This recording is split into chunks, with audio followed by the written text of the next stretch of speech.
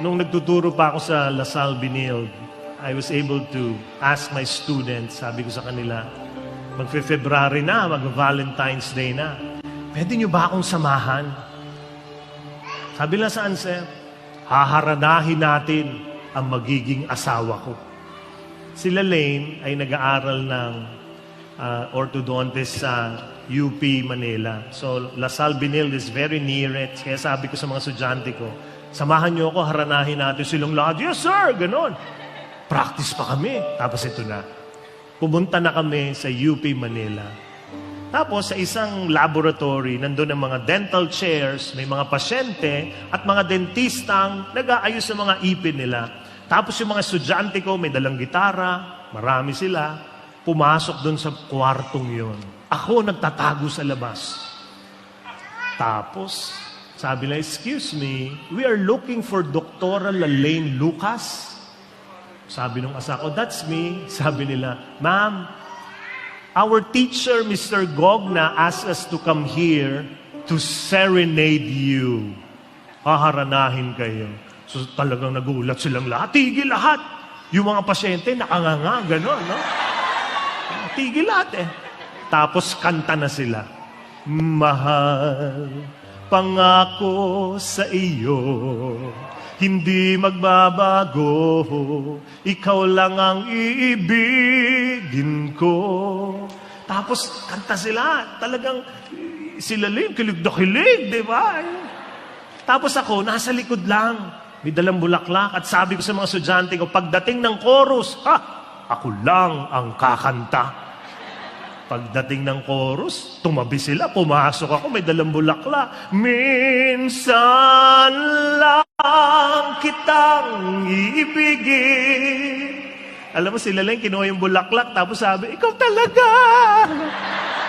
Tapos yung mga pasyente, nakanganga pa rin, ha? Alam niyo, yung mga estudyante ko, hindi nila makalimutan yun. Because that is what courtship is. You make your loved one feel that he or she is loved. And that is what God is doing every single day of your life. Have you noticed? Kaya from now on, wag mong sasabihin sa sarili mo, sa buhay mo, at sa iba, walang nanligaw sa akin. Hindi yun totoo. Pagdilat mo at nakita mo yung bagong araw, may sinasabi ang Diyos sa iyo. Paghigop mo ng masarap mong kape, may sinasabi ang Diyos sa iyo. Pagpunta mo sa trabaho, may sinasabi ang Diyos sa iyo. Pag nakakita ka ng mga taong umingiti, pag tumatawa ka, may sinasabi ang Diyos sa iyo. Ano yon? Mahal, pangako sa iyo, hindi magbabago, ikaw lang ang iibigin ko. Every moment of the day, every single moment, God is blessing you and showing you His love. Yun ang sinasabi ng Diyos sa iyo.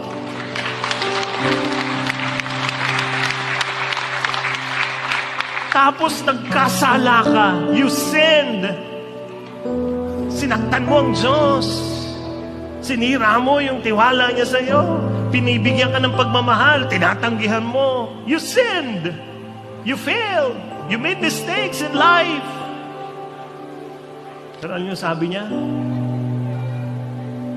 Sabi niya sa iyo, kahit ikaw ay lumayo at masaktan ako, asahan na di maglalaho.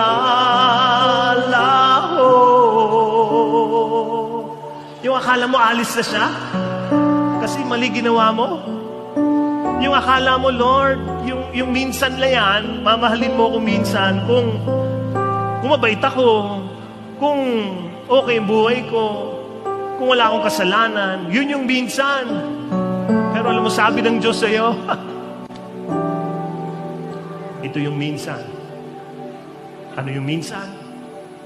Minsan lang kitang iibigin, minsan lang kitang mamahalin.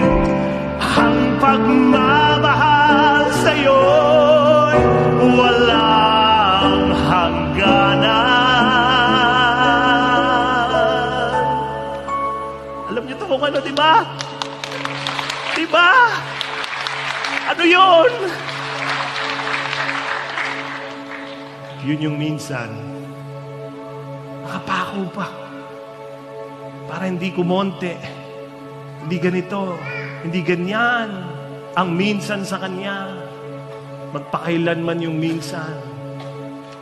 Dahil ang minsan ay magpakailanman.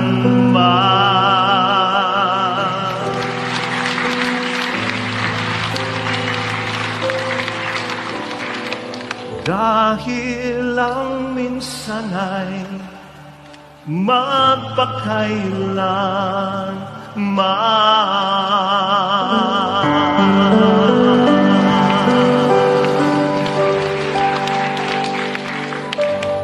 Yun yung minsan. God is courting you every single day. My prayer is that you will see it.